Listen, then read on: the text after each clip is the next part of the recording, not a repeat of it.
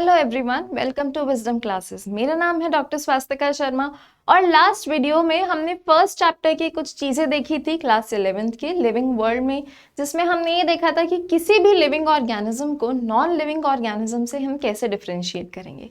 आज की वीडियो में हम इसी फर्स्ट चैप्टर का थोड़ा सा हिस्सा देखेंगे और आज का हमारा टॉपिक है बाइनोमियल नोमेनक्लेचर।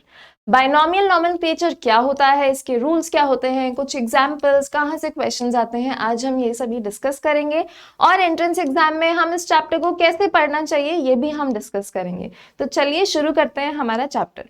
तो जैसा कि मैंने बताया, आज का हमारा टॉपिक है बाइनोमियल नोमेनक्लेचर। क्या होता है बाइनोमियल नोमेनक्लेचर? तो देखिए, जैसे कि बचपन में हम जब पैदा होते हैं तो हमारे पेरेंट्स हमारा नाम रखते हैं, वैसे ही जैसे पेरेंट्स हमारा नाम रखते हैं, साइंटिस्ट ने इस दुनिया में हर चीज का नाम रख दिया है ताकि हम उस चीज को नाम से बुला सकें। जैसे गाय को हम काऊ बोलते हैं, भैंस को हम बफेलो बोलते हैं, हिरन को हम डियर बोलते हैं, वैसे ही हर चीज का नाम रख दिया गया है।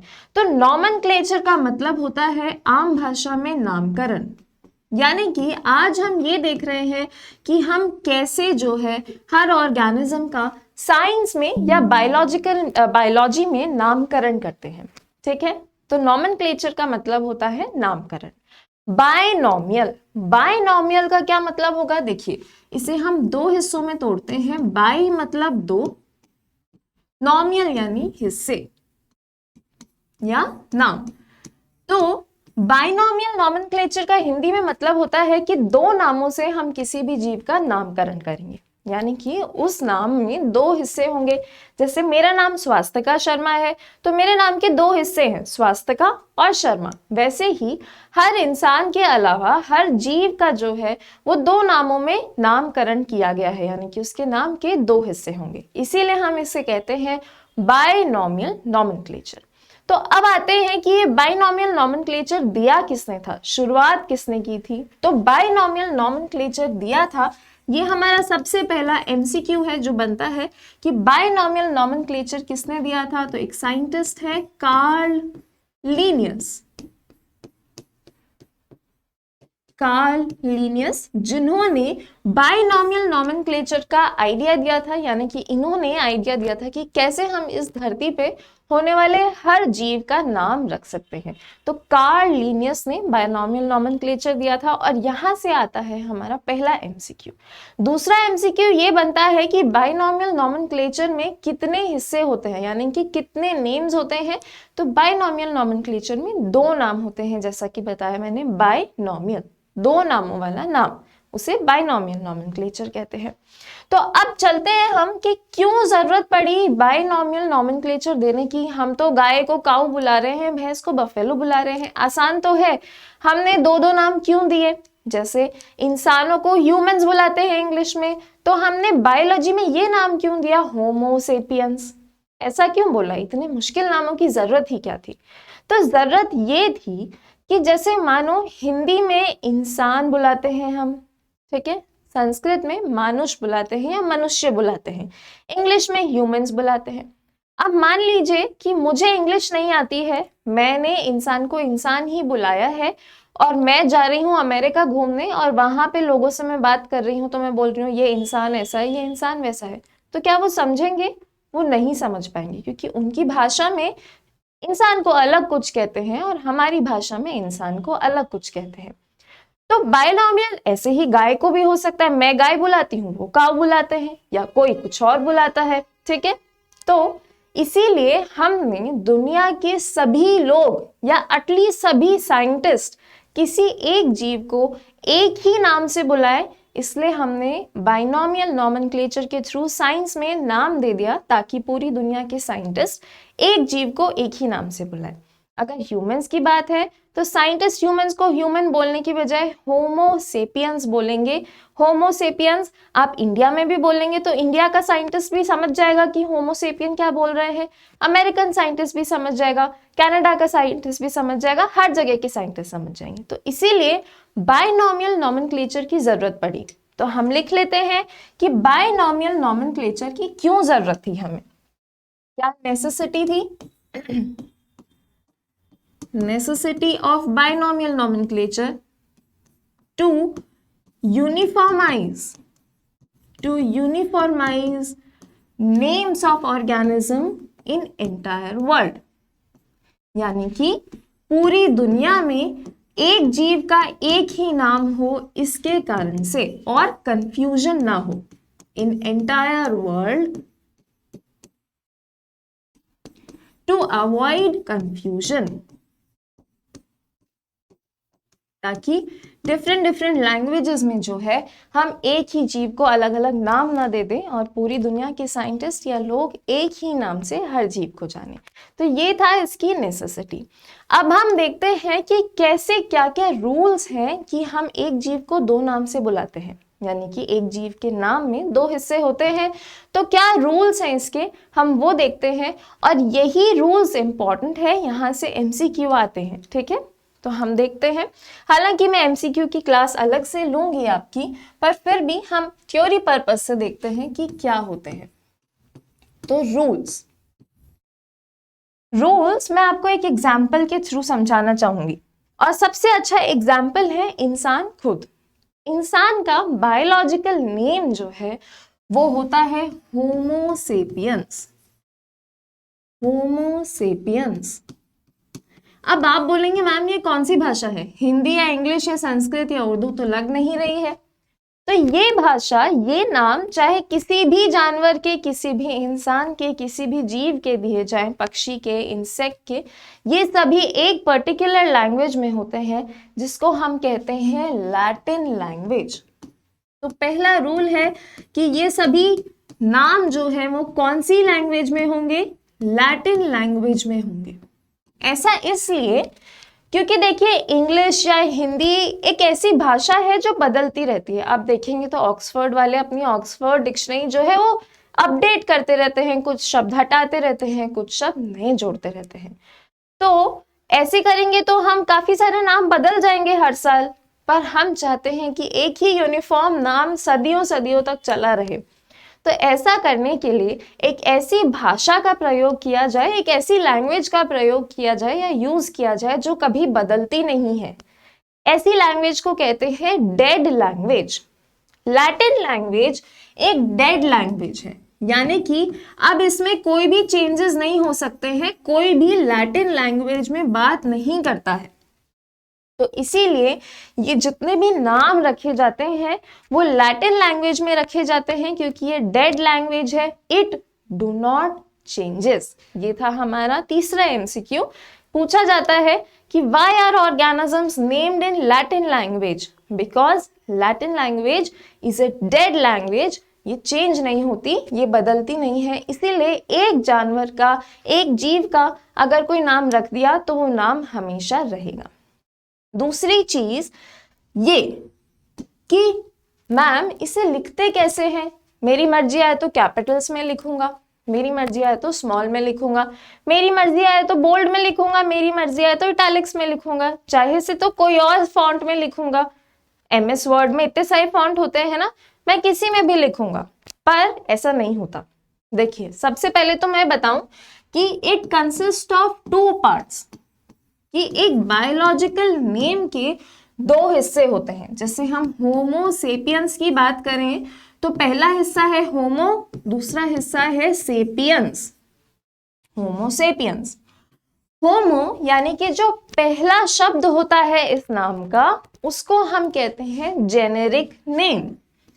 जो बायोलॉजिकल नेम का पहला नाम होता है इसे हम कहते हैं जेनेरिक नेम। क्या होता है जेनेरिक नेम? ये मैंने इसकी एक अलग वीडियो बनाई है, वो आप देखिएगा तो आपको समझ में आएगा। पर अभी के लिए हम ये जान लेते हैं कि जो पहला नाम होता है बायोलॉजिकल नेम में, उसे हम कहते हैं जेनेरिक नेम, और जो दूसरा नाम होता है इसको हम कहते हैं स्पेसिफिक एपिथेट। Specific epithet.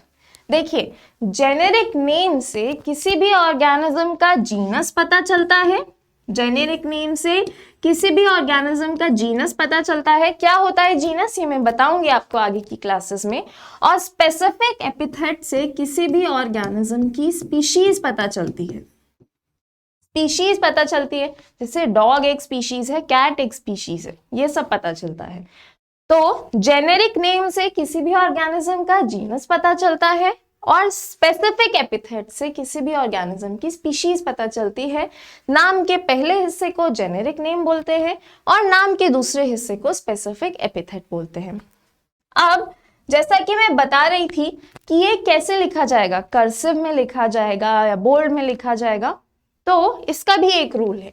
अगर हम इस नेम को टाइप कर रहे हैं, अगर हम इस नेम को टाइप कर रहे हैं कंप्यूटर में, तो ये हमेशा इटैलिक्स में लिखा जाता है। इटैलिक्स एक तरीके का फॉन्ट होता है, कर्सिव हैंडराइटिंग का फॉन्ट होता है, ये हमेशा इटैलिक्स में लिखा जाता है। इसीलिए आप अपनी एनसीईआरटी में देखेंगे तो जितने भी नाम है ऑर्गेनिज्म के, ऐसे बायोलॉजिकल नेम है, वो कर्सिव हैंडराइटिंग या इटैलिक्स में दिखेंगे आपको। लेकिन पेपर जब हम लिखेंगे, हम जो बोर्ड का पेपर देंगे या फिर 11th का पेपर देंगे, उसमें तो हम टाइप नहीं कर सकते, उसमें तो हम पेन से लिखते हैं पेपर पे। तो हम कैसे लिखेंगे? If it is hand written, यानी कि अगर हम हाथ से लिखेंगे तो हैंड रिटन कैसे लिखेंगे? हम इसको सिंपली लिख देंगे, जैसे होमो लिखा मैंने, कोई भी स्पेस नहीं डालेंगे, और सेपियंस लिखा मैंने और इसको अंडरलाइन कर देंगे एक साथ। तो इसीलिए अगर हैंड रिटन है तो हम होमो डालेंगे, सेपियंस डालेंगे, कोई भी स्पेस नहीं होगी बीच में, और एक साथ अंडरलाइन कर देंगे। ये तरीका है जब हम हाथ से कोई भी बायोलॉजिकल नेम पेपर पे लिखते हैं तो उसका। अब आता है अगला rule, fourth rule. Fourth rule है कि जो जीनस है उसका हमेशा फर्स्ट लेटर कैपिटल में होगा। जीनस का फर्स्ट लेटर कैपिटल होगा और बाकी सारे शब्द, बाकी सारे जो लेटर्स हैं वो स्मॉल में होंगे। सिर्फ जीनस का फर्स्ट लेटर कैपिटल में होगा, बाकी सारे शब्द स्मॉल में होंगे।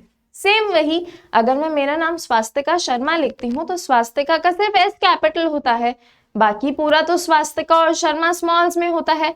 वैसे ही यहाँ पे भी होमो सेपियंस का सिर्फ फर्स्ट लेटर कैपिटल होगा, बाकी सारे जो नेम्स है, जैसे जो स्पेसिफिक एपिथेट है, वो सारा कैसा होगा?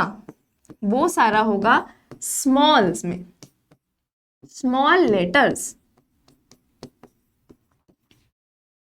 तो ये हमने 4 रूल देखे कि कैसे हम जो है वो इनको नामों को लिखते हैं, किसी भी ऑर्गेनिज्म का बायोलॉजिकल नेम लिखते हैं। अब हम देखेंगे कि कौन सी ऐसी कम्युनिटी है जो ये नाम डिसाइड करती है। ऐसा तो नहीं है ना, मुझे आज बटरफ्लाई दिखी तो मैं उसका नाम रख दूंगी और सारी दुनिया मेरा नाम मानेगी, ऐसा नहीं होता। एक पर्टिकुलर कम्युनिटी है जो इन सभी चीजों का नाम रखती है। अगर बॉटनी यानी प्लांट्स का नाम बोला जाए तो ICBN एक कम्युनिटी है जो कि सभी प्लांट्स का नाम रखती है, और अगर एनिमल्स की बात की जाए तो ICZN एक कम्युनिटी है जो एनिमल्स का नाम रखती है। अब अगला क्वेश्चन यहां से बनता है कि इनकी फुल फॉर्म क्या है। तो ICBN की फुल फॉर्म है आपकी international code for botanical nomenclature. International code for botanical nomenclature.